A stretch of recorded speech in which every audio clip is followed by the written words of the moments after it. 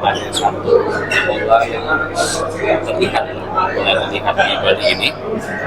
Awalnya itu epicentrum berada di daerah Kuta, seminyak legian untuk digeser ke daerah Canggu dan Kuta.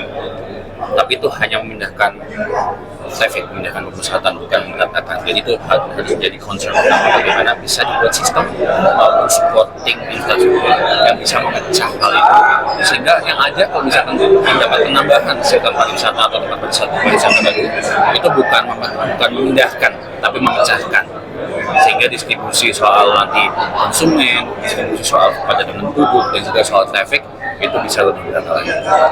Kalau di Bali Utara itu perlu dikaji ulang sih, karena sudah ada beberapa kali presiden terkait pembangunan bandara, ternyata karena planningnya itu tidak optimal dan hanya dijadikan sebagai komoditas politik, itu tidak tercapai objektifnya.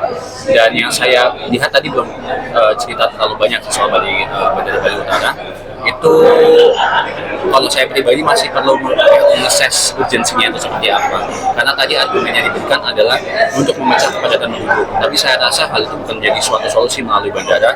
Tapi apabila nanti terdapat, saat saya mengakses hal itu, terdapat beberapa point of view baru yang memang ternyata memberikan manfaat luar biasa, hal itu pasti juga menjadi satu hal yang perlu menjadi perhatian lagi. Yang saya hindarkan adalah itu hanya dijadikan sebagai bahan politik. Yang perlu dilihat dari awal itu sebenarnya data dulu sih.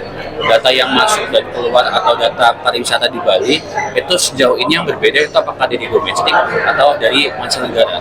Karena kedua hal itu tipenya beda. Nanti apabila udah ketemu kira-kira mana yang itu menjadi penyumbang kekurangan terbesar sejauh ini, itu baru nanti kita kasih treatment di situ. Kalau untuk domestik tentunya nanti akan dibantu oleh Kementerian Pariwisata yang seharusnya menjadi salah satu fokus di situ, karena Bali sudah menjadi epicentrum pariwisata sejak berpuluh-puluh tahun lamanya.